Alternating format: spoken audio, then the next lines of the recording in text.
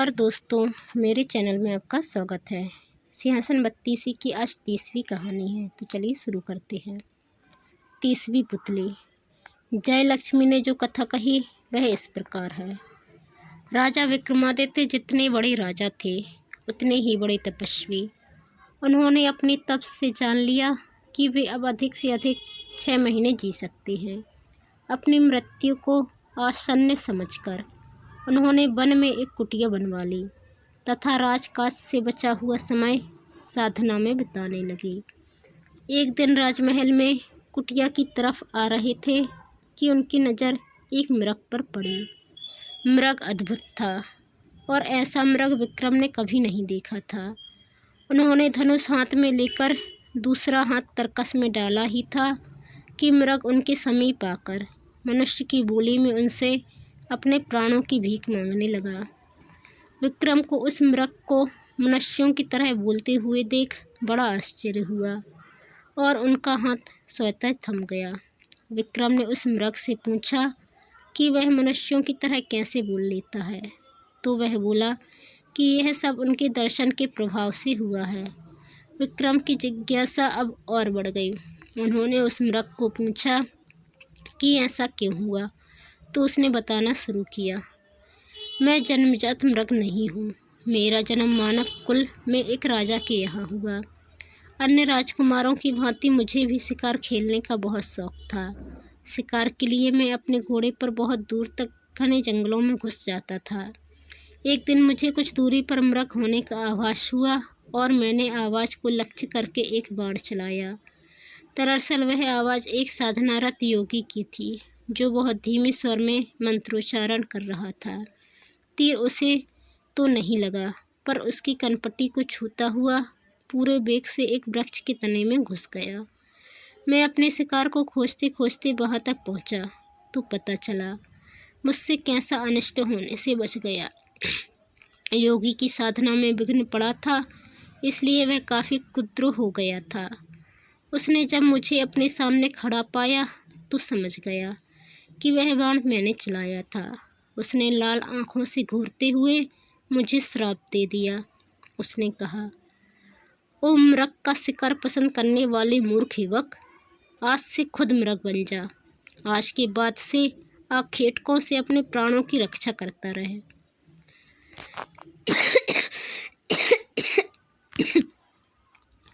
उसने श्राप इतनी जल्दी दे दिया कि मुझे अपनी सफाई में कुछ कहने का मौका नहीं मिला।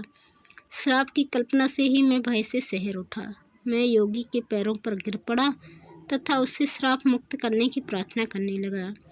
मैंने रो रो कर उससे कहा कि उसकी साधना में विघ्न उत्पन्न करने का मेरा कोई इरादा नहीं था और यह सब अनजाने में मुझसे हो गया।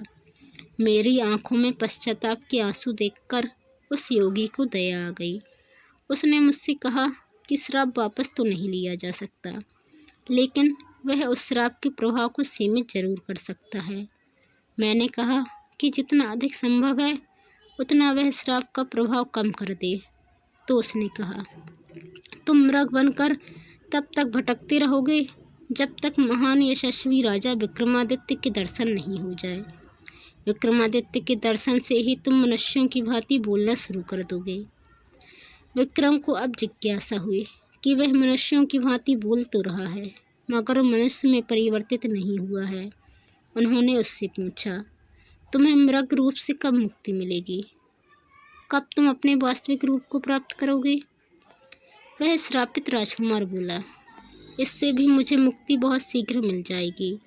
उस योगी के कथनानुसार मैं अगर आपको साथ लेकर उसके पास जाऊं तो मेरा वास्तविक रूप मुझे तुरंत ही वापस मिल जाएगा। विक्रम खुश थे कि उनके हाथ से शापग्रस्त राजकुमार की हत्या नहीं हुई, अन्यथा उन्हें निरपराध मनुष्य की हत्या का पाप लग जाता और वे ग्लानि और पश्चाताप की आग में जल रहे होते। उन्होंने मृग रूपी राजकुमार से पूछा, क्या तुम्हें उस योगी के निवास के बारे में कुछ पता है? क्या तुम मुझे उसके पास लेकर चल सकते हो? उस राजकुमार ने कहा, हाँ, मैं आपको उसकी कुटिया तक अभी लिए चल सकता हूँ। संयोग से वह योगी अभी भी इसी जंगल में थोड़ी दूर पर साधना कर रहा है। वह मृग आगे आगे चला और विक्रम उसका अनुसरण करते करते चलते रहे। थोड़ी दूर चलने के पश्चात उन्हें एक वृक्ष पर उल्टा होकर साधना करता एक योगी दिखा।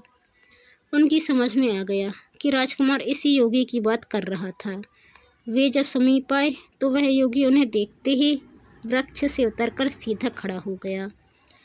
उसने विक्रम का अभिवादन किया तथा दर्शन देने के लिए उन्हें नतमस्तक होकर धन्यवाद दिया। विक्रम समझ गए कि वह योगी उनकी ही प्रतीक्षा कर रहा था, लेकिन उन्हें जिज्ञासा हुई कि वह उनकी प्रतीक्षा क्यों कर रहा था। पूछने पर उसने उन्हें बताया कि सपने में एक दिन इंद्रदेव ने उन्हें दर्शन देकर कहा था कि महाराजा विक्रमादित्य ने अपने कर्मों से देवताओं सा स्थान प्राप्त कर लिया है तथा उनके दर्शन प्राप्त करने वाले को इंद्रदेव या अन्य देवताओं के दर्शन का फल प्राप्त होता है। मैं इतनी कठिन साधना सिर्फ आपके दर्शन का लाभ पाने के लिए कर रहा था, उस योगी ने कहा। विक्रम ने पूछा कि अब तो उसने उनके दर्शन प्राप्त कर लिए, क्या उनसे वह कुछ और चाहता है? इस पर योगी ने उनसे उनके गले में पड़ी इंद्रदेव की मूंगे वाली माला मांगी। राजा ने खुशी खुशी वह माला उसे दे दी। योगी ने उनका आभार प्रकट किया ही था कि श्रापित राजकुमार फिर से मानव बन गया। उसने पहले विक्रम के फिर उस योगी के पांव छुए। राजकुमार को लेकर विक्रम अपने महल आए। दूसरे दिन अपने रथ पर उसे बिठा उसके राज्य चल दिए, मगर उसके राज्य में प्रवेश करते ही सैनिकों की टुकड़ी ने उनके रथ को चारों ओर से घेर लिया तथा राज्य में प्रवेश करने का उनका प्रयोजन पूछने लगे। राजकुमार ने अपना परिचय दिया और रास्ता छोड़ने को कहा। उसने जानना चाहा कि उसका रथ रोकने की सैनिकों ने हिम्मत कैसे की। सैनिकों ने उसे बताया कि उसके माता पिता को बंदी बनाकर कारागार में डाल दिया गया है और अब इस राज्य पर किसी और का अधिकार हो चुका है। चूंकि राज्य पर अधिकार करते वक्त राजकुमार का कुछ पता नहीं चला, इसलिए चारों तरफ गुप्तचर उसकी तलाश में फैला दिए गए थे। अब उसके खुद हाजिर होने से नए शासक का मार्ग और प्रशस्त हो गया है। राजा विक्रमादित्य ने उन्हें अपना परिचय नहीं दिया और खुद को राजकुमार के दूत के रूप में पेश करते हुए कहा कि उनका एक संदेश नए शासक तक भेजा जाए। उन्होंने उस टुकड़े के नायक को कहा कि नए शासक के सामने दो विकल्प हैं, या तो वह असली राजा और रानी को उनका राज्य सौंपकर चला जाए या युद्ध की तैयारी करे। उस सेनानायक को बड़ा अजीब लगा। उसने विक्रम को उपहास करते हुए पूछा कि युद्ध कौन करेगा, क्या वही दोनों युद्ध करेंगे? उसको उपहास करते देख उनका क्रोध सातवें आसमान पर पहुंच गया। उन्होंने तलवार निकाली और उसका सर धड़ से अलग कर दिया। सेना में भगदड़ मच गई। किसी ने दौड़कर नए शासक को खबर की। वह तुरंत सेना लेकर उनकी ओर दौड़ा।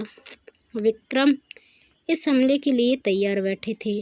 उन्होंने दोनों बेतालों को स्मरण किया तथा बेतालों ने उनका आदेश पाकर रथ को हवा में उठा लिया। उन्होंने वह तिलक लगाया जिससे अदृश्य हो सकते थे और रथ से कूद गए। अदृश्य रहकर उन्होंने दुश्मनों को गाजर मूली की तरह काटना शुरू कर दिया। जब सैकड़ों सैनिक मारे गए और दुश्मन नजर नहीं आया तो सैनिकों में भगदड़ मच गई और राजा को वहीं छोड़ अधिकांश सैनिक रण क्षेत्र से भाग खड़े हुए। उन्हें लगा कि कोई पैशाचिक शक्ति उनका मुकाबला कर रही है। नए शासक का चेहरा देखने लायक था। वह आश्चर्यचकित और भयभीत था ही हताश भी दिख रहा था। उसे हतप्रभ देख विक्रम ने अपनी तलवार उसकी गर्दन पर रख दी तथा अपने वास्तविक रूप में आ गए।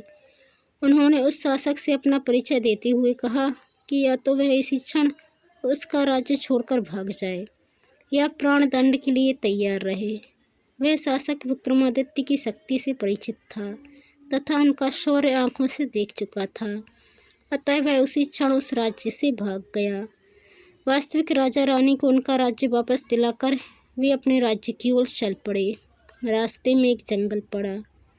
उस जंगल में एक मृग उनके पास आया तथा एक से अपने को बचाने को बोला, मगर महाराजा विक्रमादित्य ने उसकी मदद नहीं की। वे भगवान के बनाए नियम के विरुद्ध नहीं जा सकती थी। स्वयं भूखा था और मृग आदि जानवर ही उसकी क्षुधा शांत कर सकते थे। यह सोचते हुए उन्होंने सिंह को मृग का शिकार करने दिया। Please like, share and subscribe कीजिए मेरे चैनल मेरी कहानी सुनो को। धन्यवाद।